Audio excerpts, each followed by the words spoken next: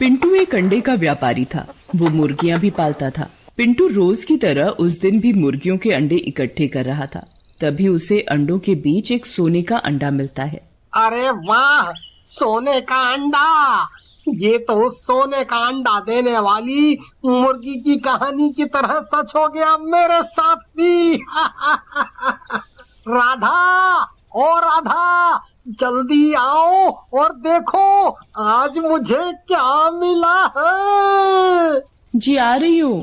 अरे आना जल्दी से, तू भी देखेगी तो खुशी से झूम उठेगी। राधा जल्दी जल्दी घर से बाहर आती है और मुर्गियां जहाँ रखी रहती हैं वहाँ पहुँचती है। अरे क्यों इतना गला फाड़ रहे थे? अब बताओ ऐसा क्या हीरे तुम्हारे हाथ लग गए जो तुम्हें 2 मिनट भी सब्र नहीं हो रहा?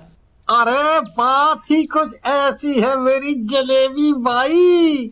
फिर पिंटू राधा को सोने का अंडा दिखाता है। ये देख, क्यों रह गई ना आंखें फटी की फटी। अब तो हमारे भी अमीर होने के दिन आ गए। एक बारी पैसा आने दे, फिर देख शिमला हिमाचल सब जगह घुमाऊंगा। वो सब तो ठीक है, पर ये अंडा आया कहाँ से यहाँ? अरे तू आम खाना, गुठली क्यों गिन रही है? अरे अंडा आया है तो देने वाली मुर्गी भी तो होगी। क्यों ना हम वो मुर्गी ढूंढ कर बेच दें या उससे अंडा निकाल कर बेच दें। अरे बेवकूफ, वो कहानी का अंत नहीं देखा क्या? सोने का अंडा भी जाएगा और मुर्गी भी है। और अगर किसी को पता लग गया कि हमारे पास ऐसी कोई मुर्गी भी है तो डाका और पड़ जाएगा हमारे घर में। तो क्या करें फिर? इस सोने के अंडे को संभाल के रख देते हैं जब तक कि ये फूटने लायक ना हो जाए। क्या पता सोने के अंडे में से सोने की मुर्गी ही निकल जाए, ये भी तो हो सकता है? हाँ, ये तो तुमने एक नंबर की बात की। हो तो तुम स्मार्ट, बट देखने में ही भोंदू लगते हो। फिर राधा उस अंडे को संभाल कर रख देती है। अब तो हम भी माला माल होने वाले हैं। क्यों ना मैं ये बात साहूकार को बता के रखूं। इस दिन भी सोने की मुर्गी इस अंडे में से निकलेगी, मैं तुरंत अच्छे दामों में बेच दूंगा।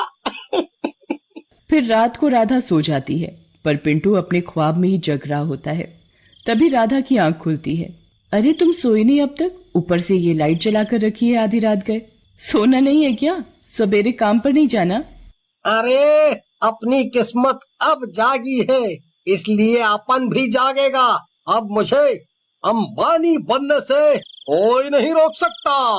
ओहो, सर फिर गया है तुम्हारा। जागो, जगना है तो, पर मुझे सोने दो, और उसके लिए ये लाइट का बंद होना बहुत जरूरी है। राधा उठकर लाइट बंद करती है और वापस सो जाती है। अगली सुबह होते ही मुर्गे बांग देने लगते हैं। चिड़िया के चहकने और मुर्गे की बांग से राधा की नींद टूट जाती है। ओहो, लगता है सुबह हो गई। जरा देखूं तो सोने की मुर्गी बाहर निकली कि नहीं। वो जाके सोने का अंडा देखती है कि फूट गया या नहीं। पर जैसे ही राधा वो जगह देखती है, वहाँ उसे अंडा रखा नहीं मिलता। अरे उठो, जल्दी उठो, देखो सोने का अंडा गायब है। पिंटू रात भर जागता रहा और भोरम भोर सोया तो उसकी नींद नहीं टूट रही थी। क्या है, सोने दे मुझे। तो रात भर खर्राटे लगा के सो रही थी और अब मेरी नींद खराब कर रही है। अरे आलस कुमार, उठकर देखो, सोने का अंडा गायब है। अरे वो गायब नहीं है, मेरे बेड के नीचे है। रात को मैंने ही रख दिया था, मुझसे सब्र नहीं हो रहा था। हद है तुम्हारी भी। अंडे से मुर्गी तो अपने हिसाब से निकलेगी, वो भी चूजा होगा। राधा उस अंडे को फिर से उठाकर रख देती है। ये खबर उनके एक पड़ोसी को पता चल जाती है। अरे वाह, सोने का अंडा! भला ये कैसा होता होगा? लखन अब एक मौके की तलाश में था। इधर दोपहर हो चली, पर पिंटू अभी तक सोकर नहीं उठा। आज सारे अंडे उठाने को पड़े हैं, बेचने को पड़े हैं, और ये आदमी है कि घोड़े बेचकर सो रहा है। राधा गुस्से में बाल्टी भरकर पानी लाती है और सोते हुए पिंटू के ऊपर डाल देती है। पिंटू भड़बड़ा कर उठता है। क्या हुआ? क्या हुआ? सोने की मुर्गी निकल आई क्या? है? सोने का अंडा फूट गया क्या? अंडे का पता नहीं, पर मेरे कर्म जरूर फूट गए हैं तुमसे शादी करके। राधा पिंटू को जबरदस्ती उठाकर मुर्गी घर में ले जाती है रोज का काम करवाने। इधर लखन को मौका मिल जाता है और वो पिंटू के घर में घुस जाता है। अब तो वो अंडा मेरे हाथ लगना ही है, और उस सोने के अंडे को बेचकर कोई अमीर बनेगा तो वो हूँ मैं। हाँ। पर वो अंडा रखा कहाँ है? लखन सोने का अंडा ढूंढना शुरू करता है, कभी बेड के नीचे तो कभी गेट के पीछे। आखिरकार उसे वो अंडा मिल ही जाता है। चलो, मिल ही गया। देर आए पर दुरुस्त आए। लखन सोने का अंडा लेकर पिंटू के घर से चुपचाप निकल ही रहा था कि राधा घर में आ जाती है। चोर चोर चोर! लखन राधा की आवाज सुनकर भागने की कोशिश करता है। तभी राधा उसके हाथ में सोने का अंडा देखती है। राधा डंडा उठाती है और लखन की पीठ पर 2-4 मारती है। क्यों रे, मेरे घर में आकर मुझसे म्याऊं? दे मेरा अंडा, वरना वापस मैं शोर मचा दूंगी कि तू मेरे घर में चोरी करने आए है। अरे चोरी कैसे? अगर तू सबको चिल्ला के बुलाएगी तो मैं भी सबको बताऊंगा इस अंडे के बारे में। अगर मेरा नहीं तो तेरा भी नहीं। राधा एक पल को सोच में पड़ जाती है। तभी पिंटू पीछे से आता है और लखन के हाथ से अंडा छीनने लगता है। छोड़ दे सोने के अंडे को, इस पर सिर्फ मेरा अधिकार है। छीन छान में सोने का अंडा फर्श पर जोर से गिर पड़ता है और उसमें से एक सुनहरे रंग का पक्षी निकलता है जिसके पंख भी होते हैं। अरे आ गई मेरी सोने की मुर्गी। ये मुर्गी नहीं, कुछ और जानवर है। जो भी है, ये सुनहरी है, मानो खरा सोना हो। अब मैं इसे बाजार में बेचने जाऊंगी। जैसे ही तीनों उसे पकड़ने के लिए आगे बढ़ते हैं, वो मुंह से आग के गोले फेंकने लगता है, क्योंकि वो कोई आम पक्षी नहीं बल्कि एक डायनासोर था। अरे भागो, ये क्या बला है? अरे ये सोने के अंडे में से नरक निकला है। नरक में ही आग होती है, मैंने टीवी में देखा था।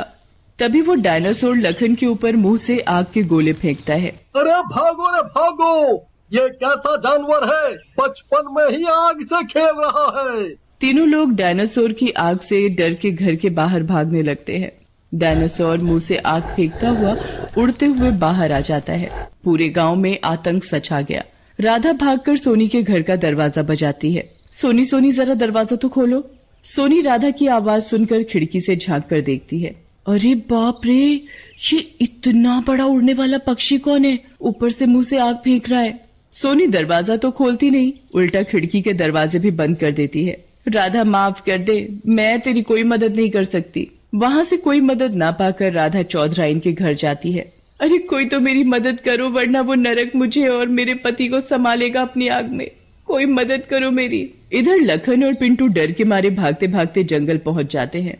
डायनासोर भी उड़ता उड़ता जंगल में पहुंच जाता है। डायनासोर के मुंह से आग इतनी तेज निकल रही थी कि उसकी आग से जंगल के एक पेड़ में आग लग जाती है। तभी चमन जंगल के रास्ते से गुजरता है। अरे आग, जंगल में आग लग गई, मुझे जाके गांव वालों को बताना चाहिए। चमन भागे भागे गांव आता है और गांव वालों को आग लगने की खबर देता है। अरे भैया, मेरी तो बकरियां जंगल में चर रही थीं, कहीं वो ना जल जाएं। सोहिल बिना एक भी सेकंड गवाए जंगल की ओर भागता है। अरे भाई साहब, मैं तो चूल्हे पर खाना बनाती हूँ, जंगल जल गया तो मैं लकड़ियाँ कहाँ से लाऊंगी? वो भी भागने लगती है लकड़ियाँ लाने। इधर जंगल में लखन और पिंटू अपनी जान बचाकर एक गुफा में छुप जाते हैं। डायनासोर गुस्से में उन दोनों को ढूंढ रहा था। धीरे धीरे जंगल में आग फैलने लगती है। एक पेड़ से दूसरा पेड़, एक झाड़ी से दूसरी झाड़ी। देखते ही देखते आग काफी जंगल को दहला देती है। भगवान, मैं क्या करूं? सबको अपनी अपनी पड़ी है। किसी को बकरी गाय की चिंता है, किसी को लकड़ियों की। पर वहाँ मेरा पति, मेरा सुहाग खतरे में है। कैसे बचाऊं उन्हें? भगवान जी, इतनी पूजा करी है आपकी, इतने व्रत रखे हैं, कोई तो सुझाव डालो दिमाग में। फिर राधा को एक सुझाव आता है। राधा भागी भागी अपने घर जाती है। मेरा फोन कहाँ है? फोन कहाँ रखा था मैंने? राधा जल्दी जल्दी अपना फोन ढूंढ रही होती है। कभी तकिया के नीचे, कभी रसोई में जाकर देखती है। कुछ देर ढूंढने पर उसे उसका फोन मिल जाता है। अब मैं आग बुझाने वाली गाड़ी का नंबर ढूंढूं जरा। गूगल पर तो सब मिलता है, वैसे भी हर मर्ज की दवा मिल जाती है इंटरनेट पर, तो ये नंबर भी मिलेगा ही। राधा इंटरनेट से नंबर ढूंढकर फायर ब्रिगेड बुलाती है फोन करके। कुछ ही देर में सायरन बजाती हुई फायर ब्रिगेड आ जाती है। गाड़ी से 2 गार्ड निकलते हैं और जंगल में आग बुझाने लगते हैं। बौछार अपनी ओर आता देख डायनासोर की नजर उस गाड़ी पर जाती है। डायनासोर गुर्राने लगता है और तेज तेज आग उगलने लगता है। फायर ब्रिगेडियर डायनो के मुंह पर लगातार पानी मारते रहते हैं, जिससे उसे सांस लेने की भी फुर्सत नहीं मिलती। परेशान होकर वो आसमान में ऊंचा उड़ने लगता है और उड़ते उड़ते पता नहीं कहाँ चला जाता है। पिंटू दोबारा कभी सोने के अंडे के लालच में नहीं पड़ता और ईमानदारी से अपना काम करने लग जाता है।